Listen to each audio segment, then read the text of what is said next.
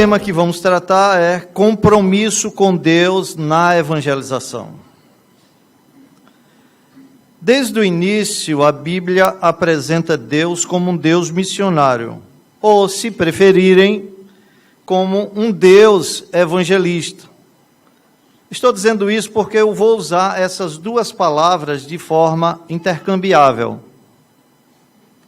Bavinck, conhecido como o grande teólogo de missões, ele diz que Gênesis capítulo 1, versículo 1, no princípio criou Deus os céus e a terra, constitui a base da grande comissão dada nos evangelhos. Ide por todo o mundo e pregai o evangelho a toda criatura. Bavinck explica que o primeiro versículo da Bíblia destaca o palco das missões, céus e terra. Com isso, ele quer dizer que o alvo missionário de Deus, desde a criação, é universal. Isso é real, irmãos. Olhando para a criação, vemos que Deus deu a Adão uma grande comissão: dominar e sujeitar a terra, a fim de congregar toda a criação aos pés do Criador em adoração, conforme diz Gênesis 1, 26, 28. Infelizmente, como todos nós sabemos, Adão quebrou o pacto, unindo-se a Satanás com o propósito de estabelecer um reino paralelo, um reino parasita. O Senhor Deus, por isso, o lançou fora do jardim do Éden, a fim de lavrar a terra de que fora tomado. Assim diz Gênesis 3, 23. Então percebam, o homem é banido do jardim, banido da presença de Deus, banido do paraíso, e não há caminho de volta para o paraíso. E expulso o homem, colocou querubins ao oriente do jardim do Éden, e o refulgir de uma espada que se revolvia para guardar o caminho da árvore da vida. Assim diz Gênesis 3, 24. Agora eu quero que vocês notem uma coisa interessante. Depois da queda, poderosos querubins guardam o caminho de volta para Deus, para o jardim. Irmãos, essa figura dos querubins, guardiões, tempos depois, aparece no tabernáculo. No Santo dos Santos, temos 2 querubins guardando a arca sagrada no tabernáculo, conforme Êxodo 25, 22. Mais tarde, querubins reaparecem no templo, bordados nas cortinas que davam acesso ao Santo dos Santos, lugar da morada de Deus, conforme 2 Crônicas 3,14. Então, atentem, em todas essas 3 ocorrências, no jardim, no tabernáculo e no templo, essa figura dos querubins era um alerta de que pecadores não são admitidos na presença de Deus. Então percebam, a história que começou com Deus colocando seres humanos no seu lindo jardim, no seu lindo paraíso, termina com uma expulsão. Sem caminho de volta para a presença de Deus. O paraíso está irreparavelmente perdido. O que restou para o homem é uma vida de infortúnios. Mas, enquanto Adão e Eva ainda se escondiam, Deus já havia ordenado o meio para levar o povo eleito a um relacionamento com Ele. Gênesis 3,15 diz como Ele faria isso. Deus, falando com a serpente, diz: porém inimizade entre ti e a mulher, entre a tua descendência e o seu descendente. Este te ferirá a cabeça e tu lhe ferirás o calcanhar. Essa notícia é conhecida como o proto-evangelho, ou o primeiro evangelho. E essa notícia revela o coração evangelístico de Deus. Ela nos prova a afirmativa de Calvino, que a missão de evangelização, antes de ser uma obra da igreja, é uma obra de Deus. Agora, irmãos, notem uma coisa. A promessa de Gênesis 3,15, em si mesma, é envolta em mistério. Porque com base em Gênesis 3,15, o que se sabe é que um descendente de Adão, em algum lugar, em algum tempo futuro, vencerá Satanás e restaurará a paz entre Deus e a criação. Exatamente quem seria essa pessoa é um mistério. Aparentemente, Eva achou que seria Abel, e depois Sete. Isso está lá em Gênesis 4:25. O pai de Noé pensava que talvez pudesse ser Noé. Está lá em Gênesis 5:29. E o mistério ficou ainda mais complexo com os eventos de Gênesis 11. E eu queria que você acompanhasse comigo esse texto. Gênesis 11, versículo 9.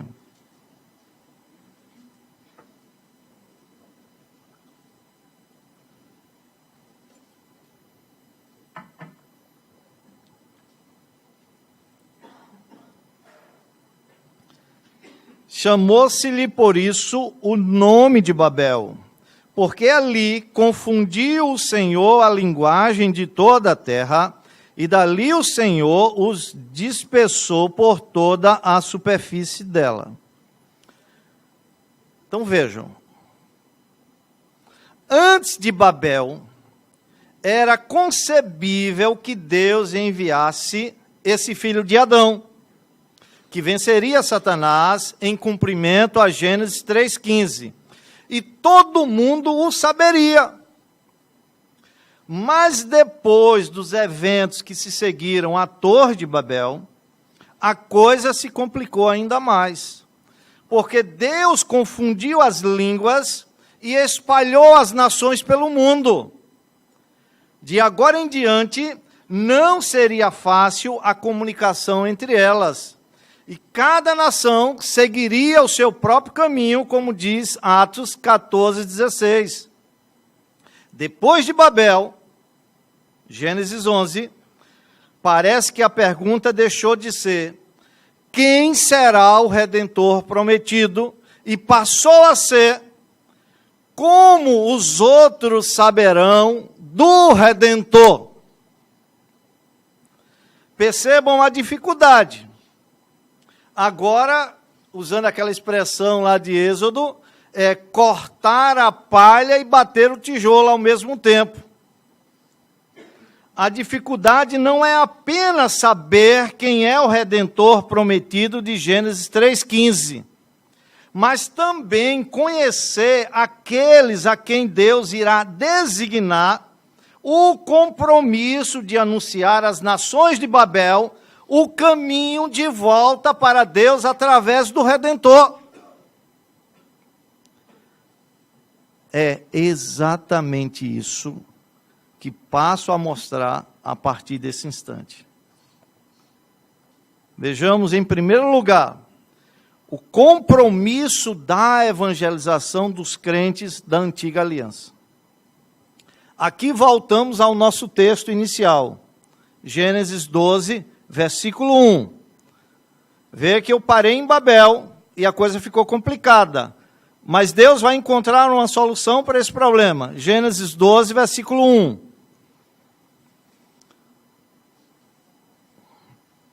Diz assim: ora, disse o Senhor a Abrão, sai da tua terra, Deus está pedindo algo muito difícil, da tua parentela, mais difícil ainda, e da casa do teu pai, isso era quase impossível, e vai. Esse vai é o id de Abraão. ou de Abrão: vai para a terra que eu te mostrarei. Aqui não há certezas. Deus está pedindo que Abrão confie cegamente e o Senhor o conduzirá a uma terra favorável. Obedecer a esta ordem não é coisa fácil, mas o Senhor encoraja Abrão, fazendo-lhe 7 grandes promessas. Versículos 2 e 3, vamos acompanhar as promessas que Deus fez, encorajando Abrão. De ti farei uma grande nação, primeira promessa, e te abençoarei, segunda promessa. Vejam quantas vezes o verbo abençoar será usado, vá contando aí. E te abençoarei, segunda promessa, e te engrandecerei o nome, terceira promessa. Essa terceira promessa alude à história da Torre de Babel, onde o povo tentou tornar célebre o próprio nome, sem a ajuda de Deus. 11, versículo 4 de Gênesis. O Senhor tornará Abraão renomado. Quarta promessa: se tu uma bênção. Aqui está a primeira grande comissão da Bíblia. Se tu uma bênção é uma expressão sinônima do famoso ide por todo mundo e pregai o evangelho a toda criatura. Quinta promessa: abençoarei os que te abençoarem. Sexta promessa: e amaldiçoarei os que te amaldiçoarem. Sétima promessa, fechando com chave de ouro as promessas: em ti serão benditas todas as famílias da terra. Percebam, Abrão é o mediador provisório da aliança, com o fim de abençoar os eleitos que estão no mundo, espalhados entre as nações de Babel. 7 promessas. 7, como os irmãos sabem, é o número perfeito, número da completude. As promessas de Deus a Abrão são completas. E contém, não sei se vocês contaram, 5 vezes o verbo abençoar. Se não contaram, depois vocês contam. Os versículos 2 e 3. A bênção quíntupla de Deus a Abrão é a contrapartida das 5 maldições sobre a criação e a humanidade caídas. Quais são essas maldições? A maldição sobre a serpente, Gênesis 3,14. A maldição sobre Adão e Eva, Gênesis 3, 15 e 16. A maldição sobre a terra, Gênesis 3, 17, parte B. A maldição sobre Caim, Gênesis 4, 11. A maldição sobre Canaã, Gênesis 9, 25. Então percebam, as promessas de Deus a Abrão restauram o que o homem perdeu por causa da sua má conduta registrada em Gênesis, capítulos de 3 a 11. É certo que essa promessa final só pode ser cumprida num descendente de Abraão, Jesus Cristo, que enviará os seus seguidores para fazerem discípulos de todas as nações, conforme Mateus 28, 19. Mas por enquanto, irmãos, vejamos como Abrão reagiu. Ele é um exemplo a ser imitado por nós. Gênesis 12, versículo 4, parte A, diz assim: partiu, pois, Abrão, como lhe ordenara o Senhor. Deus disse, vai, e Abrão foi. Exatamente como Noé antes dele. Pura e simples obediência à palavra do Senhor. Através da aliança com Abraão, Deus vai formar para si um povo que tem um propósito singular e único: mostrar ao mundo o caminho de volta para Deus. Tão importante era a promessa feita a Abraão, que o apóstolo Paulo considerou-a como pré-anunciação do Evangelho. Gálatas 3,8 diz assim: ora, tendo a Escritura previsto que Deus justificaria pela fé os gentios, pré-anunciou o Evangelho a Abraão. Com que palavras? Em ti serão abençoados todos os povos, em conformidade com Gênesis 12:3. Irmãos, essa não é uma promessa passageira. Ela se repete diversas vezes ao longo de todo o livro de Gênesis. Ela é relembrada continuamente. Primeiro para Abraão, Gênesis 17, versículos de 4 a 7. Gênesis 18, versículo 18. Gênesis 22, versículos de 15 a 18. Essa promessa é relembrada. E depois para cada um dos seus descendentes. Acompanhe comigo aí rapidinho Gênesis 26, versículos de 2 a 4.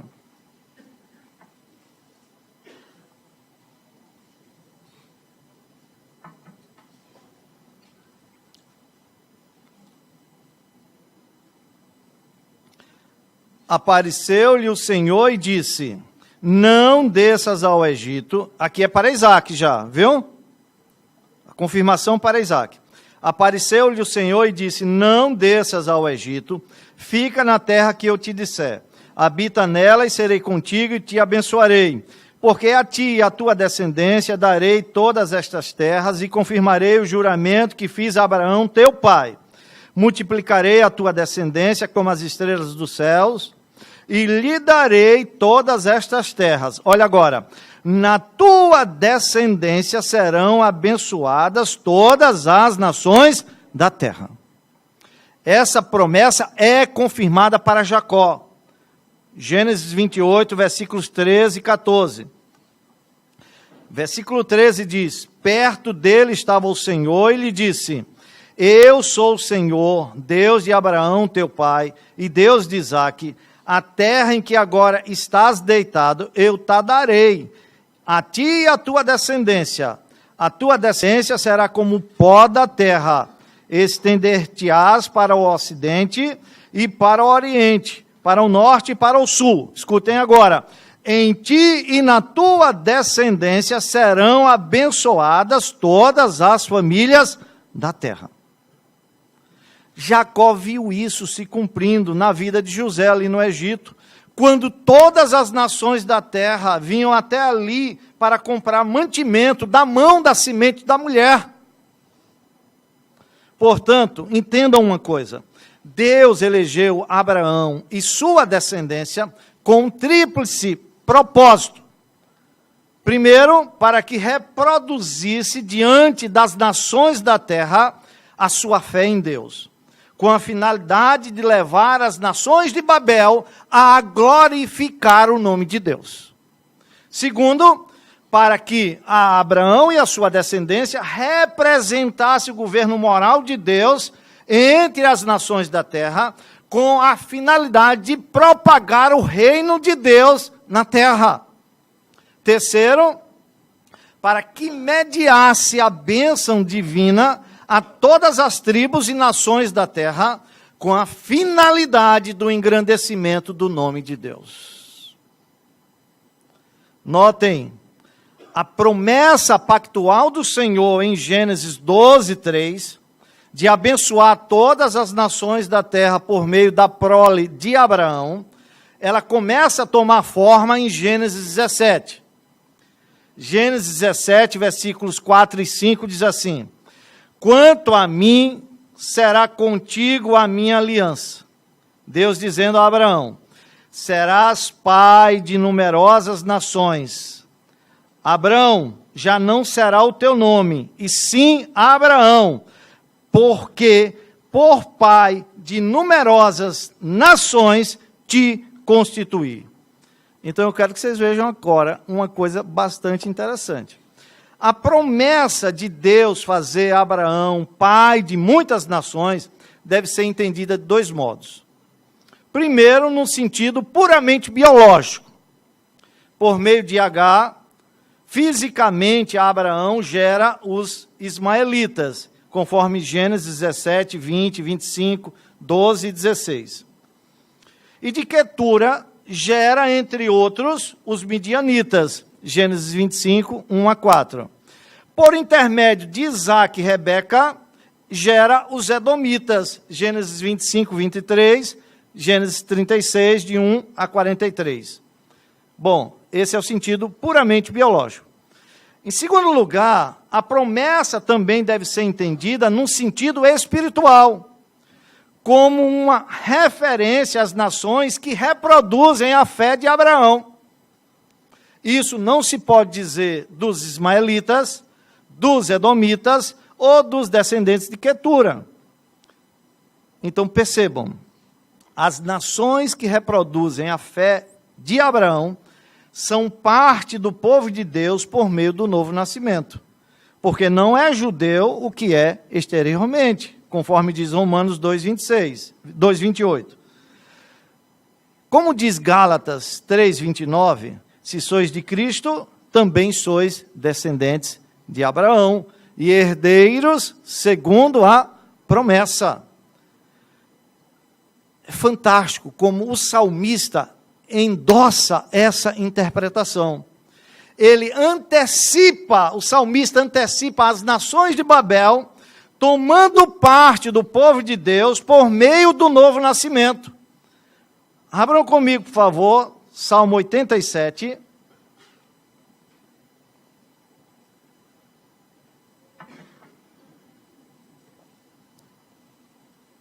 Salmo 87,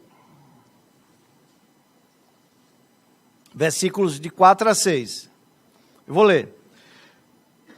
Dentre os que me conhecem, isto é, nações que me obedecem, farei menção de, isto é, incluirei Raabe, representante aqui do Egito, farei menção de Raabe e da Babilônia, olha, os dois notórios inimigos de Israel, Egito e Babilônia.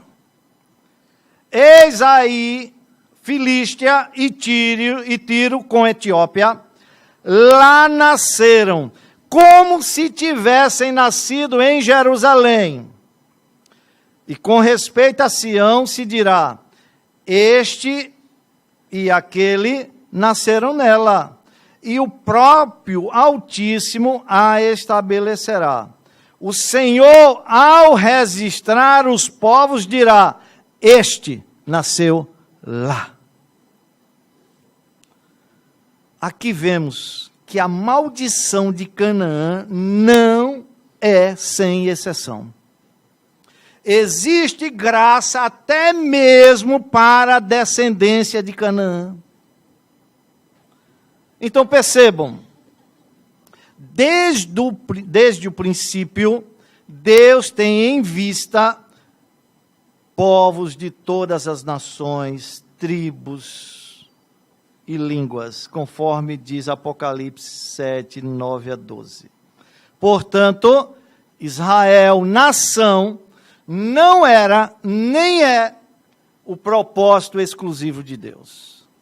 Israel não era diferente de qualquer outro povo gentio. Ezequiel, capítulo 16, versículo 3, falando da origem de Israel, diz, assim diz o Senhor Deus a Jerusalém, a tua origem e o teu nascimento procedem da terra dos cananeus. Teu pai era amorreu e a tua mãe Eteia. Então percebam, irmãos, Israel não tinha nenhum status sobrenatural, nem por nascimento, nem pela sua história primitiva. Israel era apenas um meio de redenção para todas as nações. E o que aconteceu? Como diz Amós 6:7, mas eles transgrediram a aliança como Adão.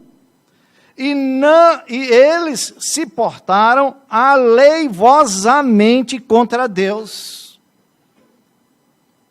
Israel não obedeceu à lei, nem prestou culto agradável a Deus. Foi dessa forma que ela quebrou a aliança. Então prestem atenção nisso. Estas duas instituições, o culto a Deus e a lei de Deus, serviam para demarcar Israel como um povo peculiar entre os outros povos. Israel tinha a obrigação de revelar na sua vida nacional a paz e a justiça do reino de Deus. Israel tinha o compromisso de manifestar o reino de Deus em Canaã, não apenas em seu benefício exclusivo, mas por causa do mundo inteiro. Deus os constituiu como um reino de sacerdotes, por meio do qual as nações de Babel encontrariam o caminho de volta a Deus. Israel foi instituída por Deus como luz para o mundo. Isaías diz isso bem claro, Isaías 42:6. Diz assim: eu, o Senhor, te chamei em justiça, tomar-te-ei pela mão e te guardarei. E te farei mediador da aliança com o povo e luz para os gentios. É interessante observar que Israel nunca recebeu a comissão de ir por todo o mundo e pregar o evangelho. Eles não receberam a incumbência de ser missionários no sentido do Novo Testamento. A obediência ao pacto era sua forma de evangelismo. Isaías 51, versículo 4 diz: atendei-me, povo meu, e escutai-me, nação minha, porque de mim sairá a lei, e estabelecerei o meu direito como luz dos povos. Podemos dizer que Israel teve sua própria forma de grande comissão, lá em Deuteronômio, capítulo 4. Só que era um chamado para ficar e obedecer, em vez de ir e proclamar. As nações circunvizinhas ouviriam da grandeza das leis de Israel e seriam atraídas ao Deus de Israel. Vejam como Moisés mostra isso lá em Deuteronômio, capítulo 4, versículos 5 a 7.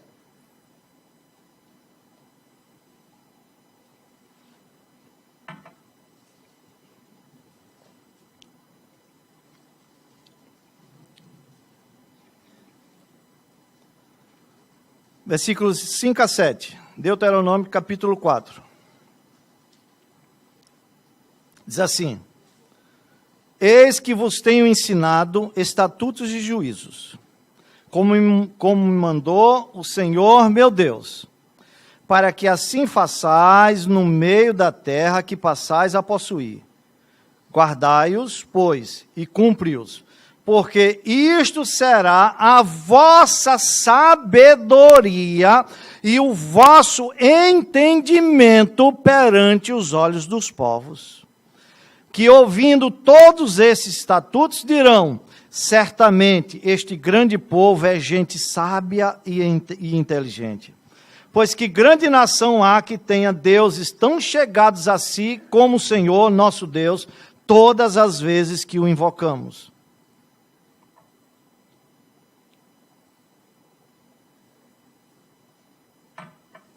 Então eu quero que vocês notem uma coisa. A ideia é antes de serviço do que de privilégio. A eleição de Israel deve ser entendida, portanto, como um meio e não como um fim. Olhando para o Antigo Testamento, percebe-se claramente que Israel caía em apostasia sempre que considerava a sua eleição como expressão de favoritismo de Deus, ao invés de um chamamento para serviço em favor das nações. Quando isso acontecia, era porque Israel não entendia que a eleição não é simplesmente um privilégio, uma exclusividade que afasta o povo de Deus do mundo. O povo de Israel foi posto na condição de reino de sacerdotes no meio das nações, como testemunha à vista deles, intercessor em seu favor, conforme mostra Êxodo, capítulo 19, versículos 5 e 6. Portanto, antes de privilégio, aspas, e exclusivismo, aspas, que afastam o povo de Deus do mundo, a eleição implica em serviço arriscado, que lança o povo de Deus no meio do mundo. A eleição envolve risco, implica em sacrifício, autoentrega e serviço ao próximo. O risco se manifesta porque o povo de Deus deve viver sua vida, não em particular, como monges, longe da vista e das preocupações do mundo. Em outras palavras, Israel precisava testemunhar a presença de Deus no seu meio. A eleição é para um relacionamento particular com Deus, para o mundo e não fora dele. Prestem atenção. A distorção se manifesta quando a eleição é compreendida somente ou principalmente em referência ao passado, em termos de privilégio e honra, em vez de responsabilidade, compromisso, peso. Os profetas tiveram que várias vezes chamar a nação de Israel de volta à realidade da sua vocação, de anunciar a libertação para as nações. Por exemplo, Isaías 42, versículos 6 e 7, escute o que Isaías diz à nação de Israel. Eu, o Senhor, te chamei em justiça, tomar-te-ei pela mão e te guardarei, e te farei mediador da aliança com o povo e luz para os gentios, luz para as nações de Babel, para abrires os olhos aos cegos, para tirares da prisão o cativo e do cárcere os que jazem em trevas. Queridos, o povo de Deus foi escolhido não por ser melhor do que outros, mas simples e unicamente pelo amor gracioso e merecido de Deus. Tal escolha, porém, não é um fim em si, pois o povo de Deus foi escolhido para alcançar todos os povos com a bênção de Deus. A eleição de Israel, antes de denotar qualquer favoritismo exclusivista de Deus, teve um propósito inclusivo de serviço evangelístico para as nações de Babel.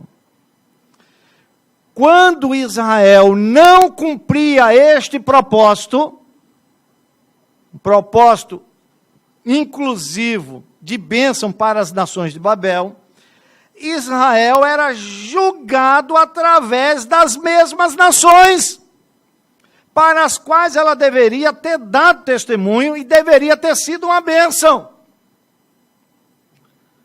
O erro de Israel foi tentar separar o que Deus juntou, eleição e evangelização.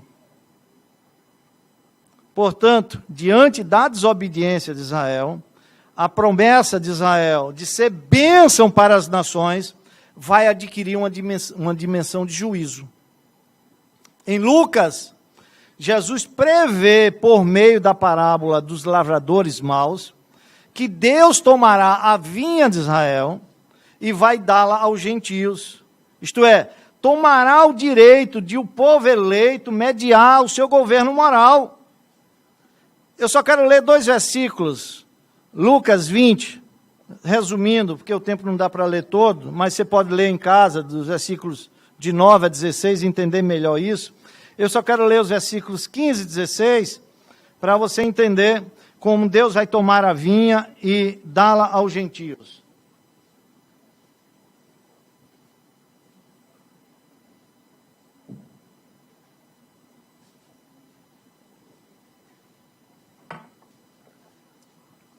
Diz assim, versículo 15, Jesus falando: E lançando-o fora da vinha, o mataram. Que lhes fará, pois, o dono da vinha? Versículo 16. Virá, exterminará aqueles lavradores e passará a vinha a outros. Ao ouvirem isto, disseram, tal não aconteça. A prole física de Abraão, que teve a primeira oportunidade de representar o governo de Deus e de mediar a bênção, fracassou no seu compromisso. Atos 3, 25, deixa isso bem claro. Diz assim, vós sois os filhos dos profetas e da aliança que Deus estabeleceu com vossos pais, dizendo a Abraão, na tua descendência serão abençoadas todas as nações da terra. Contudo, meus irmãos, com possível exceção da rainha de Sabá, 1 Reis 10, não há exemplo no Antigo Testamento de gentios sendo atraídos a Israel devido à sua obediência ao pacto. Pelo contrário, o Antigo Testamento chega ao fim com Israel deslocado, o templo destruído e o mistério ainda não revelado.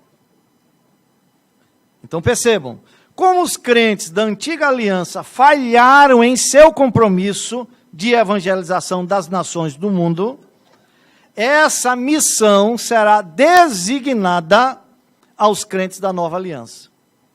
É isso que eu quero mostrar agora, em segundo e último lugar. O compromisso de evangelização dos crentes da nova aliança. Mostrei em primeiro lugar o compromisso de evangelização dos crentes da antiga aliança, agora da nova aliança.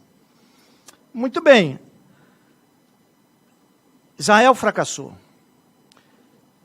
É no contexto de fracasso que a grandeza da nação de Israel começa a sofrer um processo de transformação, passando de um conceito quantitativo para um conceito cada vez mais qualitativo. Deixa eu explicar isso. Da grandeza numérica, o verdadeiro povo de Deus começa a se caracterizar pela noção diminutiva do remanescente, até chegar ao conceito de um só fiel, em quem as promessas de Deus serão cumpridas. Jesus, o único judeu verdadeiro e fiel, que atrairá os povos a si. Só ele é capaz de cumprir a incumbência de abençoar todos os povos do mundo, demonstrando assim a justiça e a retidão de Deus. Isaías 49, versículo 6, na parte B, diz assim, descrevendo a missão do Messias, ele usa os seguintes termos. Também te dei como luz para os gentios. Lembram essas palavras? Foram palavras para Israel. Eles fracassaram. Também te dei como luz para os gentios, para seres a minha salvação até a extremidade da terra. Até os confins da terra. Por meio de Cristo, os propósitos de Deus para a sua criação são realizados. E somente por ele, as nações serão alcançadas para o louvor da glória de Deus. No final da história da criação, Apocalipse 22, vemos o Deus Criador habitando entre nós, na pessoa de Jesus Cristo, o Alfa e o Ômega. Isso prova, meus irmãos, que ele não abandona a sua obra até que toda língua e nação e uma multidão sem número de eleitos se reúnam ao redor do seu trono e deem louvor à sua glória. Essa é a boa notícia para nós. O próprio Deus completará a missão que Israel, como Adão, deixou de cumprir. Entretanto, antes da sua morte e ressurreição, Cristo não deixou que levassem essa boa notícia a todo mundo. Pelo contrário, Quando curava as pessoas, ele dizia: olha, não digas a ninguém. Mas Marcos 9:9 diz a razão porque Jesus agia desse modo. Diz assim: ao descerem do monte, isto é, do monte da transfiguração, ordenou-lhes Jesus que não divulgassem as coisas que tinham visto até o dia em que o Filho do Homem ressuscitasse dentre os mortos. Agora você entende por que Jesus dizia: não digas estas coisas. Mas depois da sua morte e ressurreição, foram removidas dos discípulos as restrições.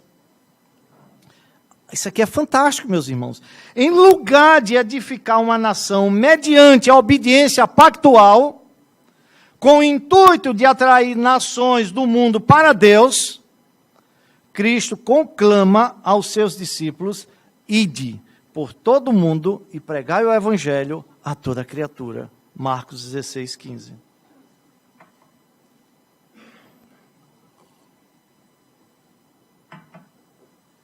A ordem da missão de Deus nesse ponto é a seguinte: acompanhe o raciocínio. A obra de evangelização começa com Deus. Deus envia seu Filho, e depois o Espírito Santo procedendo do Pai e do Filho, e por fim, envia seu povo ao mundo como discípulos para fazer discípulos. A missão de ir e mostrar às nações de Babel o caminho de volta para Deus, hoje pertence à Igreja de Cristo.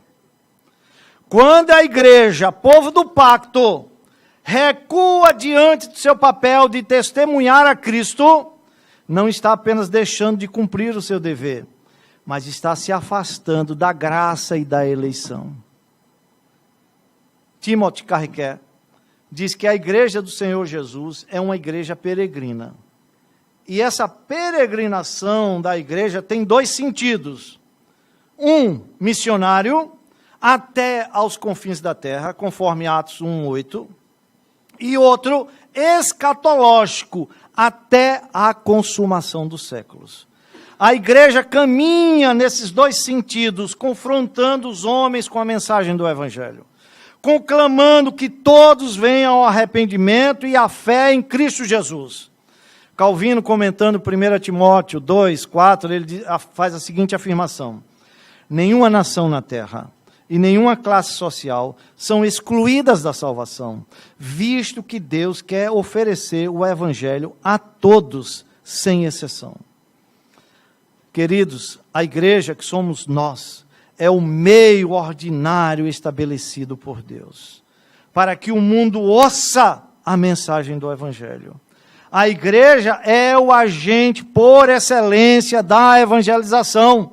Nenhuma instituição humana tem essa credencial, nem mesmo os anjos podem cumprir essa gloriosa missão. Fomos chamados do mundo para sermos enviados de volta ao mundo, como embaixadores, como ministros da reconciliação. Essa tarefa é nossa e de mais ninguém.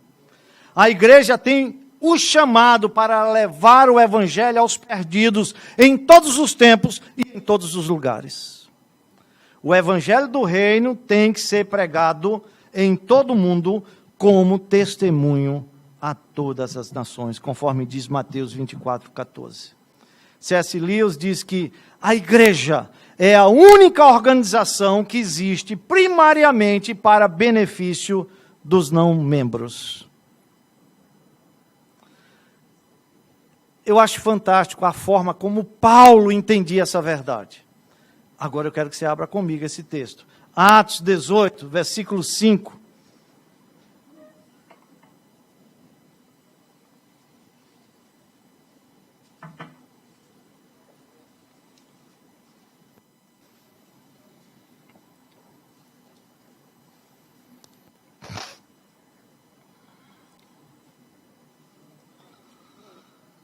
Diz assim: quando Silas e Timóteo desceram da Macedônia, Paulo se entregou totalmente à palavra, testemunhando aos judeus que o Cristo é Jesus. Queridos, olhem para cá. A palavra testemunho significa mártir, dando a ideia de sacrifício para Deus. Como diz Hebreus, capítulo 13, versículos 12 e 13, 12, parte B, que diz assim: Jesus, para santificar o povo, pelo seu próprio sangue, sofreu fora da porta.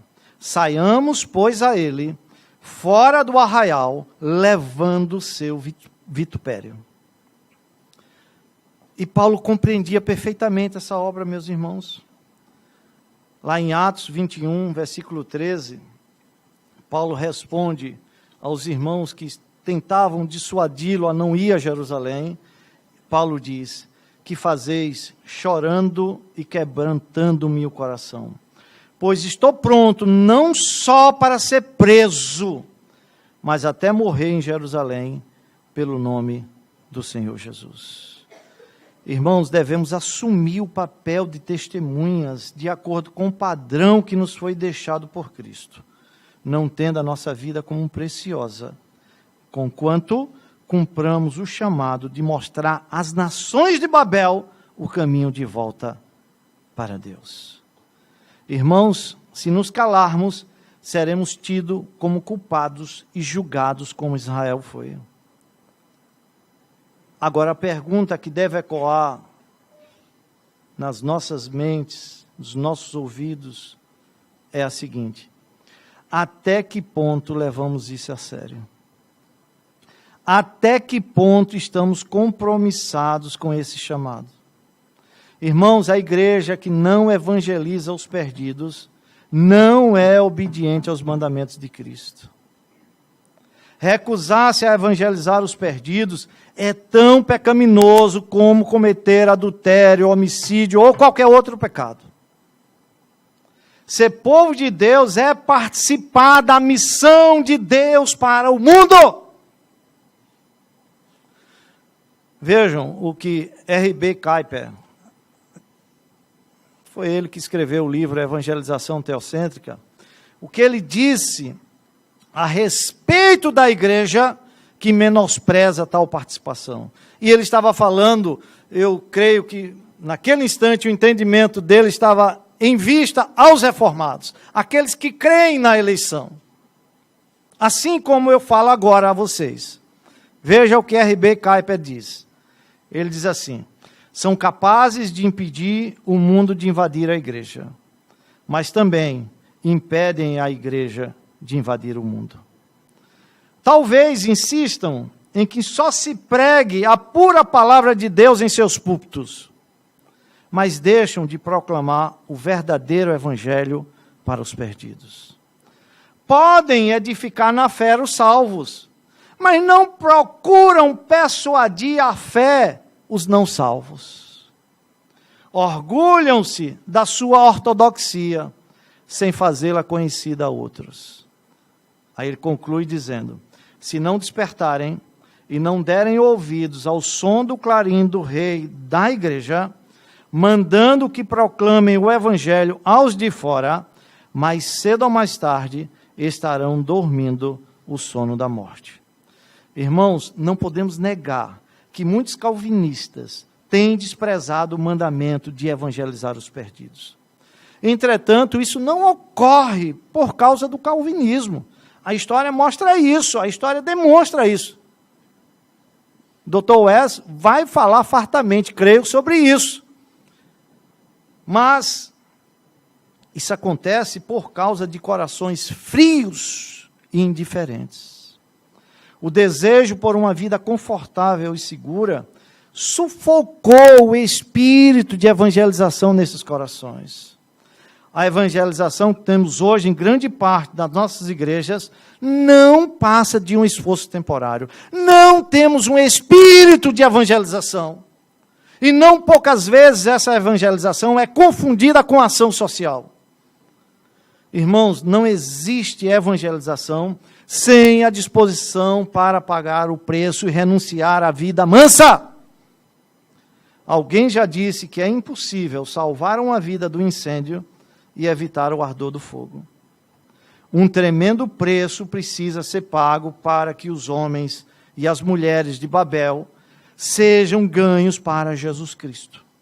Afinal de contas, o preço para Deus foi uma cruz sobre o monte. Precisamos sair daqui dizendo, como o apóstolo Paulo, ai de mim, se não pregar o Evangelho. Ai de mim, se não pregar o Evangelho. Amém.